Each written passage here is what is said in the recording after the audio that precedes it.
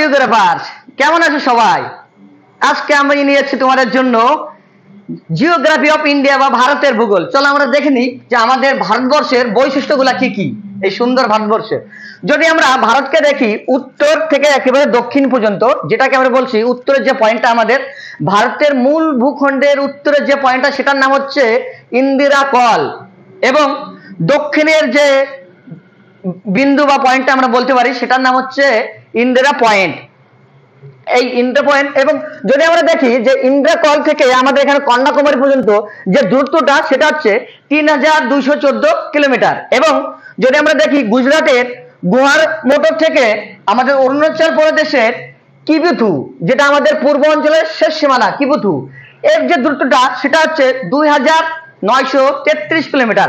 তাহলে আমরা দেখতে পেলাম যে আমাদের উত্তর দক্ষিণ এবং পূর্ব পশ্চিমের আয়তন যদি আমরা দেখি, ভারতের উত্তর এবং দক্ষিণের আয়তনটা কিছুটা বেশি আছে। এবং এই ভারতবর্ষের যে আমরা বলি প্রতিবেশী দেশগুলো, প্রতিবেশী দেশ কয়টা আছে? 7টি, যেটা আমাদের প্রতিবেশী দেশগুলো বাউন্ডারির সঙ্গে লাগানো আছে। আর সব থেকে বেশি বাউন্ডারির সঙ্গে বা এরিয়ার সঙ্গে যুক্ত আছে সেটা আমাদের প্রতিবেশী দেশ বাংলাদেশ। বাংলাদেশের সঙ্গে কিন্তু অনেকটা এরিয়া নিয়ে আমাদের ভারতবর্ষের বর্ডারটা আছে। এবং যে 7টা দেশগুলোর কথা বললাম প্রতিবেশী দেশ, আমরা প্রথমেই দেখে নেব যেটা পশ্চিম দিকে আছে পাকিস্তান পাচ্ছি আমরা, এখানে আছে আফগানিস্তান। আর এখন যদি আমরা একেবারে উত্তর দিকে যাই, এখানে পাবো চীন ও নেপাল, পাশে পাবো ভুটান, এবং একদম পূর্বে পাবো মায়ানমার ও বাংলাদেশ। দক্ষিণে কি পেলাম? দক্ষিণে শ্রীলঙ্কা। এই দেশগুলো নিয়ে হচ্ছে কি আমাদের প্রতিবেশী দেশ। এবং আমরা যদি দেখি যে আমাদের ভারতবর্ষের উপর দিয়ে যে কর্কটক্রান্তি রেখাটা গেছে সেটা 8টি রাজ্যের উপর দিয়ে গেছে। সেই 8টি রাজ্য কি কি? আমরা যদি পশ্চিম থেকে শুরু করি, গুজরাট, রাজস্থান, মধ্যপ্রদেশ, ছত্তিশগড়, ঝাড়খণ্ড, আমাদের পশ্চিম বাংলা, ত্রিপুরা এবং মিজোরাম। এই 8টা রাজ্যকে মনে রাখার জন্য একটা ট্রিক আছে, সেটা কি? কর্কট মিত্র গামছা পরা সারিল। এখানে কর্কট মিত্রটা কে? কর্কট মিত্র হলো কি আমাদের কর্কট ক্রান্তি রেখা, এবং যে বাক্যটা আছে সম্পূর্ণ তার মধ্যে আমাদের এই 8টা রাজ্য আছে। এই ভারতবর্ষের যদি আমরা সম্পূর্ণ ক্ষেত্রফলটা দেখি সেটা কত হচ্ছে? 32,87,263 বর্গ কিলোমিটার। ভারতবর্ষের যে কতগুলো চ্যানেল আছে সেই চ্যানেলগুলো সম্পর্কে একটু জানবো। তার আগে আরেকটু জেনে নিই, আমাদের এই গুজরাট থেকে শুরু করে যে আমাদের উপকূল রেখার যে দৈর্ঘ্যটা আছে, উপকূল রেখার শুধু এই বাউন্ডারিটা, মেইন বাউন্ডারি, এটার দৈর্ঘ্য হচ্ছে 6100 কিলোমিটার। এবং সব থেকে বেশি উপকূল রেখার দৈর্ঘ্যটা কোথায় আছে? গুজরাটে। এবার যে চ্যানেলগুলো আছে প্রথমে আমরা জেনে নেব 6 degree channel, 8 degree channel, 9 degree channel, 10 degree channel. 6 degree চ্যানেলটা কার কার মধ্যে আছে? 6 ডিগ্রি চ্যানেলটা গ্রেট নিকোবর ও সুমাত্রা দ্বীপের মাঝখানে অবস্থিত। 8 ডিগ্রি চ্যানেল আমাদের মালদ্বীপ ও মিনিকয়ের মধ্যে অবস্থিত। 9 ডিগ্রি চ্যানেল সুহেলি ও কাকালি দ্বীপপুঞ্জে অবস্থিত। এবং 10 ডিগ্রি চ্যানেল, এটা কিন্তু বেশিরভাগ জায়গায় কিন্তু আমরা এটা দেখতে পাই। এমনকি আমরা যদি কম্পারেটিভ এক্সাম গুলো দেখি সেখানেও 10 ডিগ্রি চ্যানেলটা দেখতে পাবো। এটা নিয়ে প্রচুর কম্পারেটিভ এক্সামও প্রশ্ন দেয় যে আন্দামান ও নিকোবরের মাঝখানে কিন্তু আমাদের 10 ডিগ্রি চ্যানেলটা অবস্থিত। ডানকান প্যাসেজটা কি? ডানকান প্যাসেজ হচ্ছে মধ্য আন্দামান ও ক্ষুদ্র আন্দামানের মাঝখানে। এবং পথ প্রণালী কোথায়? ভারত ও শ্রীলঙ্কার মাঝখানে। এবার আমাদের এই ভারতবর্ষের যেটা ল্যাটলং বলি, আমরা বাংলায় বলতে পারি যে দ্রাঘিমাংশ এবং অক্ষাংশ, যেটাকে না আছে 68 ডিগ্রি 7 মিনিট পূর্ব দ্রাঘিমা থেকে 97 ডিগ্রি 25 মিনিট পূর্ব দ্রাঘিমা, এবং 8 ডিগ্রি 4 মিনিট উত্তর অক্ষাংশ থেকে 37 ডিগ্রি 6 মিনিট উত্তর অক্ষাংশ। কথা হচ্ছে যে আমাদের এটা পূর্ব এবং পূর্ব বলছি, উত্তর এবং উত্তর বলছি, কেন পশ্চিম ও দক্ষিণ বলছি না? কারণ কি ভারতবর্ষ হচ্ছে আমাদের উত্তর এবং পূর্ব গোলার্ধে অবস্থিত। ওই জন্য আমরা লেখার সময় 68 ডিগ্রি 7 মিনিট পূর্ব থেকে 97 ডিগ্রি 25 মিনিট পূর্ব দ্রাঘিমা এবং 8 ডিগ্রি 4 মিনিট উত্তর দ্রাঘিমাংশ থেকে উত্তর অক্ষাংশ থেকে 37 ডিগ্রি 6 মিনিট উত্তর অক্ষাংশ পর্যন্ত অবস্থিত। এই ভারতবর্ষকে যে সাবকন্টিনেন্ট অথবা উপমহাদেশ বলার কারণ কি? আমরা একটু আগেই বলেছি যে ভারতবর্ষ আয়তনের দিক থেকে পৃথিবীর মধ্যে 7ম স্থানে আছে এবং এশিয়া মহাদেশের মধ্যে 3য় স্থানে রয়েছে। আমরা যদি এই ভারতবর্ষের বৈশিষ্ট্যগুলো লক্ষ্য করি, উত্তর দিকে একেবারে সুবিশাল হিমালয় পর্বতমালা আছে, যেটাকে আমরা 3টে ভাগে ভাগ করছি। হিমাচল, হিমাদ্রি ও শিবালিক। ওর আবার পিছন দিকের ভাগটার নাম আছে ট্রান্স হিমালয়। এবং আমরা যদি দেখি যে দক্ষিণ দিকটা, পূর্ব পশ্চিম দিকটা, এখানে কি আছে? অনেক মহাসাগর আছে এবং সাগর আছে। এবং একদম পশ্চিম দিকে যেটা রাজস্থান, গুজরাট লাগে আছে আমাদের থর মরুভূমি। ভারতের সব থেকে বড় মরুভূমির নাম থর মরুভূমি। এবং পৃথিবীর মধ্যে সব থেকে যদি আমরা দেখি উষ্ণ মরুভূমি সেটা হচ্ছে সাহারা।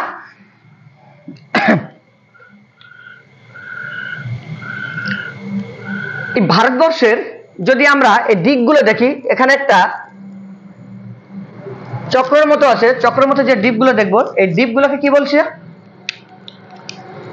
উত্তরে, একেবারে উত্তরে আমরা দেখতে পাচ্ছি চীন ও নেপাল, উত্তর পূর্বে ভুটান, পূর্বে বাংলাদেশ, মায়ানমার, দক্ষিণ পূর্বে আন্দামান নিকোবর দ্বীপপুঞ্জ এবং একেবারে দক্ষিণে শ্রীলঙ্কা ও ভারত মহাসাগর।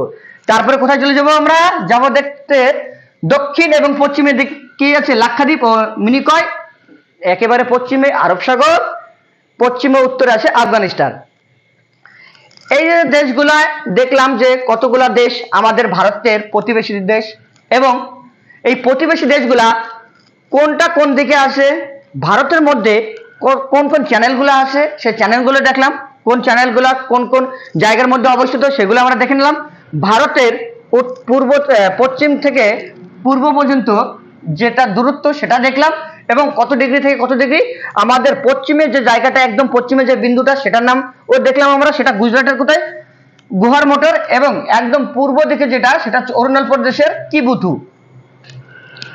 একেবারে উত্তরে পাবো ইন্দিরা কল, দক্ষিণে পাবো ইন্দিরা পয়েন্ট। চলো দেখে নেওয়া যাক আমাদের মহান ভারতবর্ষের প্রতিবেশী দেশ। নেপাল ভদ্র, চীন অসভ্য, ভুটান খুবই ভদ্র, Myanmar Johnson baby powder, Bangladesh খিটখিট করে, শ্রীলঙ্কা ভবঘুরে, আর পাকিস্তান নিজেকেই নিজে বোম মারে, সে বোঝে না যে সে কি করে। জিওগ্রাফি অফ ইন্ডিয়ার দ্বিতীয় পার্টটা যদি আমরা দেখি, ভারতের প্রশাসনিক বিভাগসমূহ। 1947 সালে 15ই আগস্ট ভারতবর্ষ যখন স্বাধীনতা লাভ করে, সেই সময় ঠিক করা হয় আমাদের ভারতের যেসব শীর্ষস্থানীয় নেতা বা নেতৃত্ব ছিলেন এবং প্রশাসনিক বিভাগের যারা শীর্ষে ছিলেন, তারা ঠিক করলেন যে এত বড় একটা সুবিশাল দেশ, এই দেশটাকে কন্ট্রোল করে যদি করতে যায় এবং দেশটাকে যদি সুন্দরভাবে সুশৃঙ্খলভাবে পরিচালনা করা যায়, তার জন্য আমাদের কিছু করণীয় কাজ হলো। সেগুলো হচ্ছে কি? প্রথম এক থেকে সব থেকে যদি গুরুত্বপূর্ণ জিনিস দেখি, সেটা হচ্ছে আমাদের ভাষার ভিত্তিতে আমাদের রাজ্যগুলোকে বিভাজন করা হবে। সেই পরিপ্রেক্ষিতে আমরা দেখতে পারি স্বাধীনতার সময় ভারতের যেসব রাজ্যগুলোর বিভাজন ছিল, রাজ্যপাল শাসিত প্রদেশ ছিল 9টি, চিফ কমিশনার শাসিত প্রদেশ ছিল 5টি, দেশীয় রাজ্য ছিল 550টিরও বেশি। পরবর্তীতে যখন আমাদের রাজ্য পুনর্গঠন কমিশনের সুপারিশে 1956 সালের 1 নভেম্বরে ঠিক করা হলো যে ভারতকে 29টি রাজ্যের পরিপ্রেক্ষিতে 14টি অঙ্গরাজ্য ও 6টি কেন্দ্রশাসিত অঞ্চলে বিভক্ত করা হবে। এবং ঠিক করা হলো যে আমাদের এই দেশ, সুবিশাল দেশ ভারতবর্ষে, রাজ্য পুনর্গঠনের প্রধান ভিত্তি কি কি থাকবে, কিসের উপর ভিত্তি করে এই এত সুবিশাল দেশটাকে আমরা বিভাজন করব। তখন ঠিক হলো 5টি বিষয়ের উপর নির্ভর করে আমরা আমাদের ভারতবর্ষের যে রাজ্যগুলো গঠন করব সেটা তৈরি করব, রাজ্যগুলোর গঠন তৈরি করব। যদি আমরা দেখি, প্রথমত ভাষা, দ্বিতীয়ত সাংস্কৃতিক ও ভৌগোলিক ঐক্য, তৃতীয়ত প্রশাসনিক ও উন্নয়ন পরিকল্পনার সুবিধা, চতুর্থত অর্থনৈতিক স্থিতিশীলতা, এবং পঞ্চম যদি আমরা দেখি প্রাকৃতিক ও ভৌগোলিক দিক। এই ভাষাটা কি সব থেকে গুরুত্বপূর্ণ দিক ছিল? ভাষার উপর ডিপেন্ড করে প্রথমে আমাদের রাজ্যগুলো ভাগ হয়েছিল, এবং প্রথমে যে রাজ্যটা তৈরি করা হয়েছিল ভাষার ভিত্তিতে সেটা ছিল হায়দ্রাবাদ, এবং সেই ভাষা, ওই হায়দ্রাবাদ রাজ্যের ভাষাটি ছিল তেলেগু ভাষা। আমরা যদি দেখি যে ওই হায়দ্রাবাদ রাজ্যের তখন উল্লেখযোগ্য যে নেতৃবর্গ ছিলেন, নেতা ছিলেন, তার নাম হচ্ছে পট্টি শ্রীরামালু। তিনি ঠিক করলেন যে ভাষার ভিত্তিতে আমাদের রাজ্য গঠন করা হবে এবং অন্ধ্রপ্রদেশকে স্বীকৃতি রাজ্য দেওয়া হবে। তিনি এই পরিপ্রেক্ষিতে আমরণ অন্বেষণ শুরু করলেন, যদিও অবশেষে 54 দিনের মাথায় তিনি মারা যান। এবং আমাদের শীর্ষ নেতারা দেখলেন যে যেহেতু আমাদের এরকম একটা মহান নেতা মারা গেছে, তাহলে আমাদের নিশ্চয়ই আমাদের রাজ্যগুলোকে ভাষার ভিত্তিতে পুনর্গঠন করে দরকার, নয়তো আমাদের দেশে হয়তো বিশাল বড় একটা বিশৃঙ্খলার সৃষ্টি হবে। এবং দ্বিতীয়টা যদি আমরা দেখি যে সাংস্কৃতিক ও ভৌগোলিক ঐক্য, সাংস্কৃতিক ও ভৌগোলিক ঐক্য বলতে আমরা বুঝবো আমাদের বাংলা যেসব সাংস্কৃতিক রীতি কালচার নীতি আছে সেইগুলোকে যদি আমরা দক্ষিণ ভারতের কোনো একটা রাজ্য, অন্ধ্রপ্রদেশ, তেলেঙ্গানা, তামিলনাড়ু, কর্ণাটকা, কেরালা, এইসব রাজ্যে যদি দেখি পরিপ্রেক্ষিতে, এবং উত্তর ভারতে আমরা যদি দেখি কাশ্মীর, উত্তরপ্রদেশ, উত্তরাখণ্ড, এই রাজ্যগুলোর মধ্যে যে সাংস্কৃতিক এবং কালচারাল রীতিনীতিগুলো আছে তার মধ্যে আমরা অনেকটাই হয়তো পার্থক্য খুঁজে পাবো। ওই পরিপ্রেক্ষিতে ঠিক করা হলো যে সাংস্কৃতিক এবং কালচারাল দিকগুলোর ভিত্তিতেও আমরা রাজ্যগুলোর পুনর্গঠন করব। তৃতীয়ত আমরা দেখতে পাচ্ছি প্রশাসনিক ও উন্নয়ন পরিকল্পনা সুবিধা, যাতে যে জন্য আমার সুবিশাল দেশের যে প্রশাসনিক কর্মকার্যগুলো আছে, জনহিত কর্ম পরিকল্পনা এবং আমাদের মানুষের জন্য জনহিত যে কাজগুলো আছে সেই কাজগুলো যেন সুস্থ সুন্দরভাবে পরিকল্পনা হয়, তার জন্য ঠিক করে আমাদের ঠিক প্রশাসনিক বিভাগের সুবিধার জন্য আমরা রাজ্যগুলোকে বিভাগ করে দিলাম। চতুর্থ যদি দেখি অর্থনৈতিক স্থিতিশীলতা। অর্থনৈতিক স্থিতিশীলতা বলতে কি বোঝায়? তখন ভারতবর্ষের যেসব রাজ্য অর্থনৈতিক দিক থেকে সমৃদ্ধ ছিল, আমরা অবশ্যই আমরা বলতে পারি যদি প্রথমের দিক থেকে রাখা হয়, প্রথমের দিক থেকে আমাদের পশ্চিমবঙ্গ প্রথমের দিক থেকে অনেকটা এগিয়ে ছিল, তার মহারাষ্ট্র ছিল, গুজরাট ছিল এবং উত্তরপ্রদেশ ছিল। এইসব রাজ্যগুলো তখন, এবং দিল্লিও বলতে পারি, রাজ্যগুলো অনেকটাই অর্থনৈতিক দিক থেকে সমৃদ্ধ ছিল। এবং অনেক রাজ্যগুলো ছিল যেগুলো যদি আমরা বলতে পারি সেভেন স্টার, যে রাজ্যগুলো বলি সেভেন স্টার, যেটা পূর্ব দিকের অঞ্চলগুলো আছে, সেই রাজ্যগুলো অনেকটাই পিছিয়ে পড়া ছিল। ওই জন্য দেখা গেল যে অর্থনৈতিক দিক হিসেবে আমরা রাজ্যগুলোকে আমরা বিভিন্নভাবে ভাগ করেছিলাম। পঞ্চমত প্রাকৃতিক ও ভৌগোলিক দিক। প্রাকৃতিক ও ভৌগোলিক দিকের উপর নির্ভর করে আমরা আমাদের রাজ্যগুলিকে ভাগ করেছিলাম।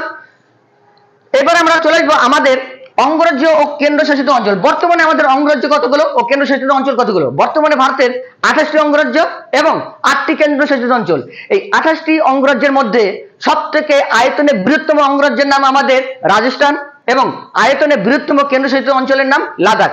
আয়তনে ক্ষুদ্রতম রাজ্যের নাম আমাদের গোয়া, এবং আয়তনে ক্ষুদ্রতম কেন্দ্রশাসিত অঞ্চলের নাম হচ্ছে লাক্ষাদ্বীপ। এবার জনসংখ্যার ভিত্তিতে আমরা যদি দেখি যে আমাদের জনসংখ্যার ভিত্তিতে কোন রাজ্যটি সব থেকে বড়, সেটা আমরা অবশ্যই জানি উত্তরপ্রদেশ।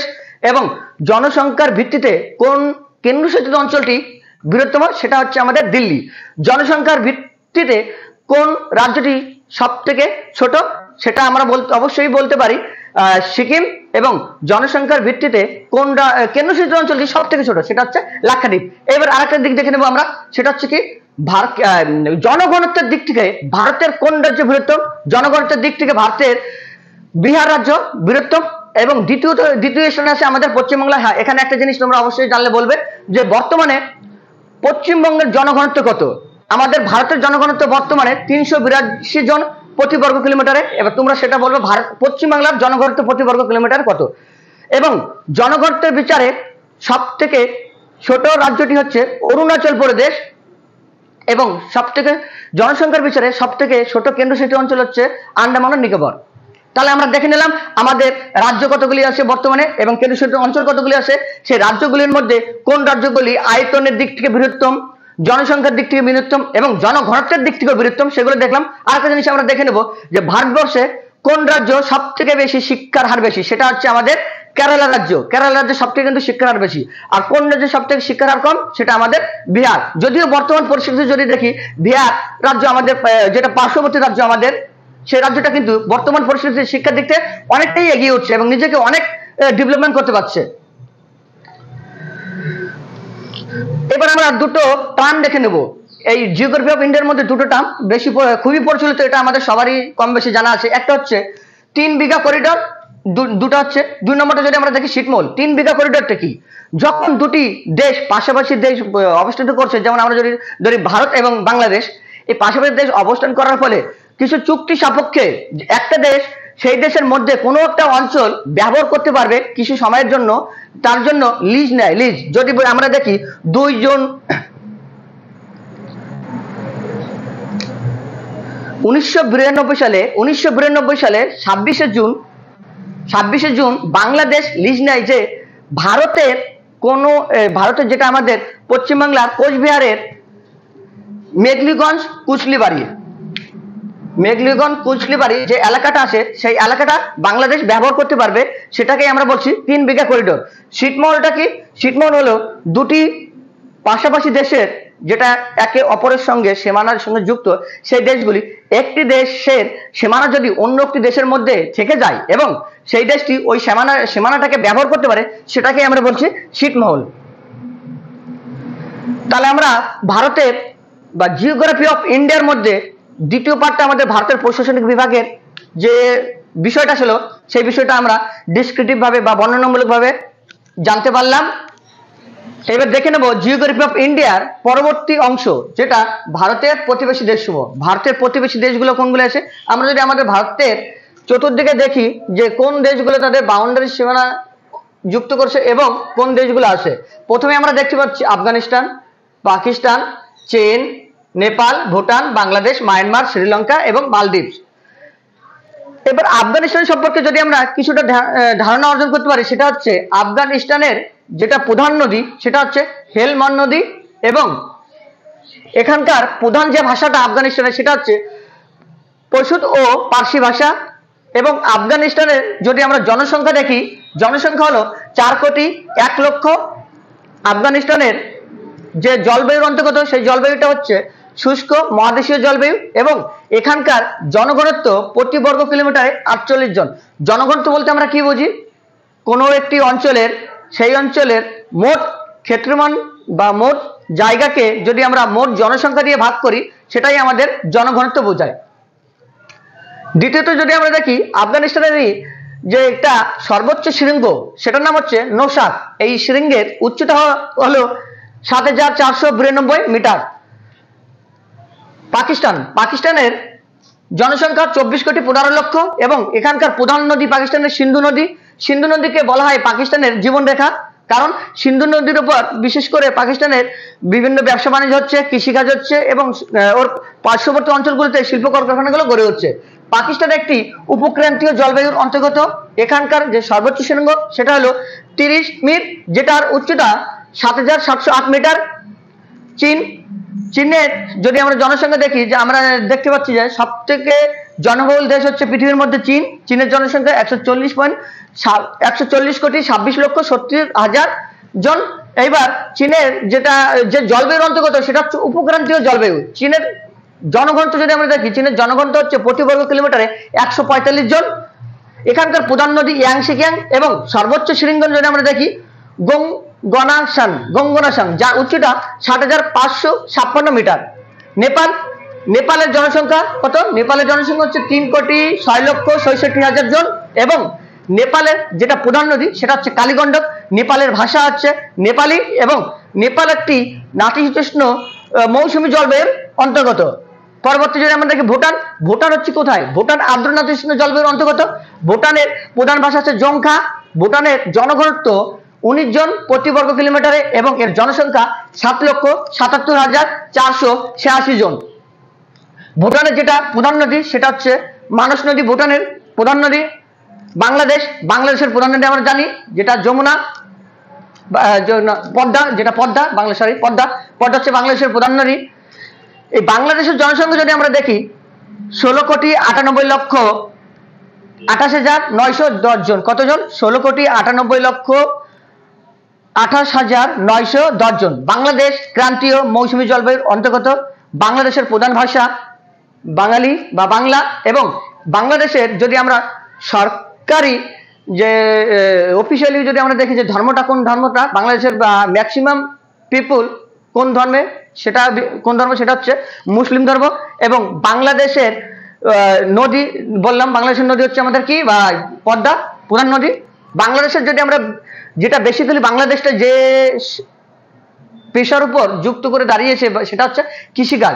বাংলাদেশকে আরেকটা জিনিস বলা হয় হচ্ছে নদীমাতৃক দেশ, কারণ বাংলাদেশে প্রচুর নদী থাকার জন্য এবং নদীর উপর সেখানকার মানুষজন কৃষিকাজ করছে, কলকারখানা করে হচ্ছে, মৎস্য শিকার করছে, এর উপর ডিপেন্ড করে বাংলাদেশকে নদীমাতৃক দেশও বলা হয়। মায়ানমারের জনঘনত্ব 76 জন প্রতি বর্গ কিলোমিটারে এবং এখানকার জনসংখ্যা মোট জনসংখ্যা যদি দেখি 5,75,27,000। এখানকার রাজধানী হচ্ছে নেপাইদাও রাজধানী ও ইরাবতী হচ্ছে প্রধান নদী। আর এখানকার প্রধান ভাষা বর্মী। আর প্রধান যদি আমরা ধর্ম দেখি, বৌদ্ধ ধর্ম হচ্ছে মায়ানমারের প্রধান ধর্ম। এখানকার সর্বোচ্চ শৃঙ্গের নাম হচ্ছে কাকাবোরাজি। সর্বোচ্চ শৃঙ্গ কাকাবোরাজি, যার উচ্চতা 5,581 বর্গ কিলোমিটার। পরবর্তীতে আমরা চলে আসবো নেপাল, শ্রীলঙ্কা। শ্রীলঙ্কা যেটা আমাদের ভারতবর্ষের নিচে একেবারে নিচে আছে, কন্যাকুমারীর নিচে। এই শ্রীলঙ্কার যদি আমরা রাজধানী দেখি, এখানকার রাজধানীকে দুটো ভাগে ভাগ করা হচ্ছে। একটা হচ্ছে আইনি বিভাগ অনুসারে এবং একটা হচ্ছে বিচার বিভাগ। আইনি বিভাগ অনুসারে যেটা আমাদের শ্রীলঙ্কার রাজধানী সেটা হচ্ছে শ্রী জয়বর্ধনে পুরা করতে, এবং বিচার বিভাগের যেটা সেটা হচ্ছে কলম্বো। এখানকার প্রধান নদী হচ্ছে মহাবলী গঙ্গা, এবং এখানকার যে ভাষাগুলো আছে সেই ভাষা হচ্ছে তামিল ও সিংহলি। এখানকার মোট জনসংখ্যা শ্রীলঙ্কার 2,20,37,000 জন। এখানকার সর্বোচ্চ শৃঙ্গের নাম আমরা দেখব পেড্রো তালাগাস, যেটার উচ্চতা 2,524 মিটার। এখানকার যে ধর্মটা বিশেষ করে আছে সেটা হচ্ছে বৌদ্ধ ধর্ম এবং হিন্দু ধর্ম, পাশাপাশি মুসলিম ধর্মও আছে। পরবর্তীতে দেখে নেব আমরা মালদ্বীপ। মালদ্বীপসটা কি? মালদ্বীপের যদি আমি সর্বোচ্চ শৃঙ্গ দেখি সেটার নাম হচ্ছে মাউন্ট ভিলিংলি, মাউন্ট ভিলিংলি। এবং এখানকার সব থেকে যে ধর্মের লোক বেশি বসবাস করে সেটা হচ্ছে মুসলিম, এবং পরবর্তী যে ধর্মের লোকজন বেশি দ্বিতীয় স্থানে আছে তারা হচ্ছে খ্রিস্টান। এখানকার মোট জনসংখ্যা 5,15,032 জন। রাজধানী হচ্ছে মালে, এবং এটা নিরক্ষীয় মৌসুমী জলবায়ুর অন্তর্গত। এখানকার ভাষা ধি ভে হি। তাহলে আমরা মালদ্বীপের ভাষা কি দেখে পেলাম? ধি ভে হি। তাহলে আমরা দেখলাম যে আমাদের প্রতিবেশী দেশগুলোর রাজধানী, প্রতিবেশী দেশগুলোর প্রধান নদী, এবং প্রতিবেশী দেশগুলির উচ্চতম শৃঙ্গ, প্রতিবেশী দেশগুলির প্রধান ভাষা, এবং প্রতিবেশী দেশগুলি প্রধান জীবিকা, সেগুলি আমরা দেখতে পাচ্ছি। এবার আরেকটা জিনিস দেখে নেবো আমরা, সার্ক। সার্কটা গঠন হয়েছিল 1985 সালে 8ই ডিসেম্বর, এবং এটা প্রথম যখন যে দেশে গঠন হয়েছিল সেটা হচ্ছে বাংলাদেশের ঢাকা। ঢাকা হলো বাংলাদেশের রাজধানী। আর বর্তমানে আমরা যদি দেখি সার্কের যেটা সদর দপ্তর হচ্ছে নেপালের কাঠমান্ডুতে অবস্থিত। এই সার্কের শুরুর সময় সার্কের প্রধান 7টি দেশ ছিল, বর্তমানে সার্কের সদস্য সংখ্যা 8টি, কারণ 2007 সালে আফগানিস্তান সার্কের সদস্য হিসেবে অন্তর্ভুক্ত হয়। এবার এই সার্কের যে 8টা দেশ আছে সেই 8টা দেশ মনে রাখার ট্রিক বা কৌশল সেটা কি? MBBS PAIN, MBBS pain. তাহলে সার্কের 8টি দেশকে মনে রাখার জন্য সব থেকে সুন্দর ট্রিক্স হচ্ছে MBBS পেইন। এম থেকে আমরা পাচ্ছি মালদ্বীপ, বি থেকে বাংলাদেশ, বি থেকে ভুটান, এস থেকে শ্রীলঙ্কা, পি থেকে পাকিস্তান, এ থেকে আফগানিস্তান, আই থেকে ইন্ডিয়া, এবং এন থেকে নেপাল। তাহলে আমরা দেখতে পেলাম যে সার্কের সদস্য। সার্ক কত সালে প্রতিষ্ঠা হয়েছিল এটা অবশ্যই মনে রাখবে। সার্ক কত সালে প্রতিষ্ঠা হয়েছিল এটা দেয়, এবং সার্কের রাজধানী কোথায়? সার্কের রাজধানী হচ্ছে কাঠমান্ডু, এবং সার্কের সদস্য সংখ্যা 8 জন। সার্কের সদর দপ্তর দেখে নিলাম আমরা কাঠমান্ডু। এইগুলো হচ্ছে বেসিক্যালি দেয়। এবার আমরা দেখে নেব যে কতগুলো বাউন্ডারি আছে, সেই বাউন্ডারিগুলির বিভিন্ন নাম আছে বিভিন্ন দেশের, যেমন ভারতের সঙ্গে যে দেশগুলোর বাউন্ডারি আছে তার যে নামগুলো সেই নামগুলো একটু দেখবো। যেমন প্রথমে যদি দেখি LLC, এটা কি? Line of actual control. সেটা কি কার মধ্যে আছে? কাশ্মীর ও চীনের মধ্যে। কাশ্মীর এবং চীনের মধ্যে আমাদের যে রেখাটা আছে যেটাকে আমরা বলি বাউন্ডারি বা বর্ডার বাউন্ডারি, সেটা হচ্ছে line of actual control. 24 degree প্যারালালে ভারত ও পাকিস্তানের মাঝে যে আমাদের সীমারেখাটা আছে সেটাকে আমরা বলছি 24 ডিগ্রি প্যারালাল, এবং 28 ডিগ্রি প্যারালাল কাশ্মীর ও পাকিস্তানের মধ্যে যে সীমারেখাটা আছে সেটাকে আমরা বলছি 28 ডিগ্রি প্যারালাল। ম্যাকমোহন লাইন চীন ও ভারতের মাঝখানে যেটা সেটা ম্যাকমোহন লাইন। ডুরান লাইন কোনটা? ভারত ও আফগানিস্তানের মধ্যে। এবং রেড ক্লিফ লাইন কোথায়? ভারত এবং পাকিস্তানের মধ্যে হচ্ছে আমাদের রেড ক্লিফ লাইন। এবং আরেকটা জিনিস আছে LOC, লাইন অফ কন্ট্রোল কোথার মধ্যে আছে? ভারত এবং পাকিস্তানের মাঝে হচ্ছে লাইন অফ কন্ট্রোল। তাহলে আমরা দেখতে পেলাম আমাদের ভারতের প্রতিবেশী দেশসমূহ এবং এই দেশগুলোর 8টি দেশ সম্পর্কে আমরা জানলাম। যে যতগুলো দেশ ছিল প্রত্যেকটি দেশ সম্পর্কে আমরা জানতে পারলাম। জিওগ্রাফি অফ ইন্ডিয়া তৃতীয় পার্ট, ভারতের ভূপ্রাকৃতিক বিভাগসমূহ। আমরা ভারতের ভূপ্রাকৃতিক বিভাগসমূহ যদি দেখি এখানে 5টা ভাগ আছে। প্রথমটা দক্ষিণের উপদ্বীপীয় মালভূমি, দ্বিতীয় উত্তরের পার্বত্য অঞ্চল, তৃতীয় ইন্দো গাঙ্গেয় সমভূমি, চতুর্থ নম্বরে ভারতের উপকূলীয় সমভূমি, এবং 5 নম্বরে আছে ভারতের দ্বীপপুঞ্জ সমূহ। আমরা এবার প্রথমটা দেখছি যেটা দক্ষিণের উপদ্বীপীয় মালভূমি। এটাকে কয়টা ভাগ করছি? আর এই দক্ষিণের উপদ্বীপীয় যে মালভূমিটা আছে, এই দক্ষিণের উপদ্বীপীয় যে মালভূমি, এই এরিয়াটা যদি আমরা দেখি 16 লক্ষ বর্গ কিলোমিটার।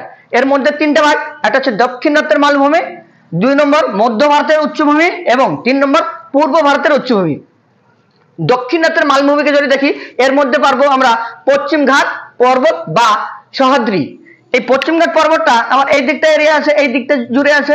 এই পশ্চিমঘাট পর্বতের যেটা সর্বোচ্চ পিক সেটার নাম হচ্ছে আনাই মুদি, এবং বলা হয় যে এটা দক্ষিণ ভারতের সর্বোচ্চতম পিক হচ্ছে আনাইমুদি। তারপর এই দাক্ষিণাত্য মালভূমির পরে যদি আমরা দেখি যে মধ্য ভারতের উচ্চভূমির মধ্যে পড়ছে কি আরাবল্লী পর্বত। আরাবল্লী পর্বতের গুরুশেখর সর্বোচ্চ শৃঙ্গ, যার উচ্চতা 1722 মিটার। দ্বিতীয়টা যদি দেখি এখানে বুন্দেলখণ্ড আছে, এই বুন্দেলখণ্ডটা যেটা সর্বোচ্চ শৃঙ্গ তার নাম সিন। তৃতীয়টা যদি দেখি বিন্দু পর্বতের সর্বোচ্চ শৃঙ্গের নাম সদ্ভাবনা শিখর। তৃতীয় নম্বর আছে পূর্ব ভারতের উচ্চভূমি যেটা হচ্ছে বাঘেলখণ্ড, ছোটনাগপুর মালভূমি। এই ছোটনাগপুর মালভূমিকে বলা হয় ভারতের খনিজ ভান্ডার। ছোটনাগপুর মালভূমির সর্বোচ্চ শৃঙ্গ বা পিক সেটা হচ্ছে পরেশনাথ পাহাড়। আরেকটা আছে এখানে আমরা পাবো মেঘালয় মালভূমি। মেঘালয় মালভূমিটা কোথায় আছে? মেঘালয় এটা আছে এখানটায় মেঘালয় আছে, যেটা আমাদের আসাম রাজ্যের নিচে এবং দেশের সঙ্গে টাচে আছে। মেঘালয় 3টে পাহাড়, গারো, খাসি, জয়ন্তী। এই খাসির পাহাড়ের যে শৃঙ্গটা আছে শিলং শৃঙ্গ, এই শিলং শৃঙ্গ হচ্ছে মেঘালয় মালভূমির সর্বোচ্চ শৃঙ্গ। এবার আমরা এদিকে যদি পূর্বঘাট পর্বতমালা দেখি, এই পূর্বঘাট পর্বতমালার সর্বোচ্চ শৃঙ্গের নাম হচ্ছে জিন্ডাগাদা, যার উচ্চতা 1690 মিটার। এবং এই পূর্বঘাট পর্বতকে আরেকটা নামে আমরা জানি, সেটা হচ্ছে মলাই আদ্রি। পূর্বঘাট পর্বতমালা এবং পশ্চিমঘাট পর্বতমালাকে যে পর্বতমালা আমাদের যুক্ত করেছে সেটার নাম হচ্ছে আমাদের নীলগিরি পর্বত। এই নীলগিরি পর্বতের সর্বোচ্চ শৃঙ্গের নাম হচ্ছে দোডাবেতা।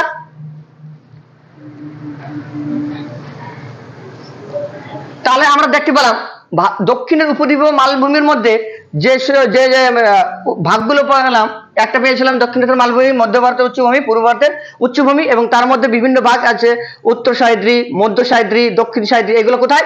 এই 3টে পার্ট হচ্ছে পশ্চিম ঘাট পর্বতমালা বা সাইদ্রির মধ্যে 3টে পার্ট। উত্তর সাইদ্রি এটা আছে 640 কিলোমিটার নিয়ে, মধ্য সাইদ্রি প্রায় 640 কিলোমিটার জায়গা নিয়ে বিস্তৃত। দ্বিতীয় নম্বরে যদি আমরা দেখি উত্তরের পার্বত্য অঞ্চল। এবার আমরা তাহলে আমাদের দক্ষিণের যে অংশটা ছিল, দক্ষিণের অংশটা জেনে নিলাম, কোথায় কোন পর্বতমালা আছে এবং কোন পর্বতমালার সর্বোচ্চ শৃঙ্গ কোনটা সেটা আমরা জেনে নিয়েছি। এবার আমরা উত্তরের পার্বত্য অঞ্চলটা দেখে নিই। ভারতের পার্বত্য অঞ্চল, দ্বিতীয় পয়েন্ট আমরা দেখতে পাচ্ছি উত্তর ভারতের পার্বত্য অঞ্চল। উত্তর ভারতের পার্বত্য অঞ্চল বিশেষ করে যেটা আমার হিমালয় রেঞ্জ, এই হিমালয় রেঞ্জটা আমরা যদি এখানটা দেখি, এখানে আছে কারাকোরাম পর্বত। কারাকোরাম বলি না, K2 যেগুলা কে দিয়ে যে যতগুলো আছে সবগুলো কারাকোরাম থেকে আসছে। এবার হিমালয়ের আমরা পিছনের পোর্শনটা এইভাবে যদি দেখতে পাই, পিছনের পোর্শনটা সেটাকে বলা হয় তেথিস, এবং যেটা এই পাশের হিমালয়ের গ্রেট হিমালয় বা উচ্চ হিমালয় সেটাকে আমরা বলছি হিমাদ্রি, মধ্য হিমালয়কে আমরা বলছি হিমাচল, এবং নিম্ন পোর্শনটাকে আমরা বলছি শেবালিক। এই 3টা হচ্ছে আমার পার্ট হচ্ছে হিমালয়। পরবর্তীতে ইন্দো গাঙ্গীয় সমভূমি বা উত্তরের বৃহৎ সমভূমি, এটা জানি যে আমাদের গঙ্গা নদীকে কেন্দ্র করে যেসব রাজ্যগুলোর উপর দিয়ে প্রবাহিত হয়েছে সেই সব রাজ্যের সমভূমিগুলোকে আমরা গাঙ্গীয় সমভূমি বলছি। এর মধ্যে আছে সিন্ধু ও শতুদ্র সমভূমি। সিন্ধু ও শতুদ্র সমভূমিটা কোথায়? বেসিক্যালি পাঞ্জাব, হরিয়ানাকে কেন্দ্র করে গড়ে উঠছে। তারপরে গাঙ্গীয় সমভূমি, তৃতীয় নম্বর ব্রহ্মপুত্র সমভূমি যেটা আমাদের আসাম রাজ্যে আছে, এবং চতুর্থ নম্বরে মরু অঞ্চল। মরু অঞ্চলটা বিশেষ করে আমাদের যদি আমরা দেখতে পাই রাজস্থান এবং গুজরাটের কিছু অংশ নিয়ে মরু অঞ্চলটা আছে। পরবর্তীতে আমরা চলে যাব ভারতের দ্বীপ সমূহ, পুঞ্জ সমূহ। ভারতের দ্বীপপুঞ্জ সমূহ কোনগুলোকে বলবো? আন্দামান নিকোবর দ্বীপপুঞ্জ, এবার আছে লাক্ষাদ্বীপ, মিনিকয়, এইসব হচ্ছে আমাদের দ্বীপপুঞ্জ সমূহ। যেসব দ্বীপপুঞ্জগুলো এদিক দিয়ে আছে আমাদের আরব সাগর, ভারত সাগরে যেগুলো আছে, বঙ্গোপসাগরের উপরে যেগুলো আছে সেগুলোকে আমরা বলছি। এবং পরবর্তী যদি দেখি ভারতের উপকূলীয় সমভূমি, ভারতের উপকূলীয় সমভূমির মধ্যে দুটো আছে, একটা হচ্ছে পশ্চিম উপকূলীয় সমভূমি এবং দ্বিতীয় নম্বর হচ্ছে পূর্ব উপকূলীয় সমভূমি। তাহলে আমরা দেখতে পেলাম যে ভারতের ভূপ্রাকৃতিক বিভাগ সমূহ দেখতে পেলাম যে 5টা ভাগ ছিল, 5টা ভাগ নিয়ে আলোচনা করলাম। এবার পরবর্তীতে আমরা দেখবো ভারতের নদ নদী সমূহ, উত্তর ভারতের নদ নদী, দক্ষিণ ভারতের নদ নদী, এইগুলো আমরা দেখে নেব। ভারতের নদ নদীগুলোকে যদি আমরা দেখি যে 4টে ভাগে ভাগ করছে। একটা হিমালয় পর্বত থেকে সৃষ্ট নদ নদী, আরাবল্লী সহ মধ্য ভারতের উচ্চভূমি থেকে সৃষ্ট, এবং ছোটনাগপুর মালভূমি সহ পূর্ব ভারতের উচ্চভূমি থেকে সৃষ্ট নদ নদী, পশ্চিম ঘাট পর্বত ও সংলগ্ন উচ্চভূমি থেকে সৃষ্ট। এই নদ নদীর সম্পর্কে আগে দুটো জিনিস জেনে নিই আমরা। একটা হচ্ছে নিত্যবহ নদী, একটা অনিত্যবহ নদী। যে নদীতে সারা বছর জল থাকে এবং যে নদীর জল বরফগুলোর জলে পুষ্ট সেটাকে আমরা বলি নিত্যবহ নদী। যেমন আমরা বলতে পারি গঙ্গা। এবং যে নদীতে সারা বছর জল থাকে না, বছরের কোনো একটা নির্দিষ্ট সময়ে জল থাকে, যেমন বর্ষা সময় জলটা থাকে, সেটাকে আমরা বলি অনিত্যবহ নদী। তার একটা উদাহরণ হবে সুবর্ণরেখা। এবার এই নদ নদীগুলির মধ্যে আমরা এক একটা নদ নদী, ভারতের যেসব নদ নদীগুলো আছে সেগুলো সম্বন্ধে একটু জেনে নিই। আর তার আগে আরেকটা জিনিস জেনে নিই, আদর্শ নদী কাকে বলে। আদর্শ নদী যে নদীর 3টা গতিপথ থাকে, উচ্চ গতি, মধ্যগতি এবং নিম্ন গতি, সেই নদীকে বলা হয় আদর্শ নদী। আমাদের গঙ্গা, ব্রহ্মপুত্র এই নদীগুলো হচ্ছে আদর্শ নদী। গঙ্গা নদী প্রথমেই আমরা জানবো।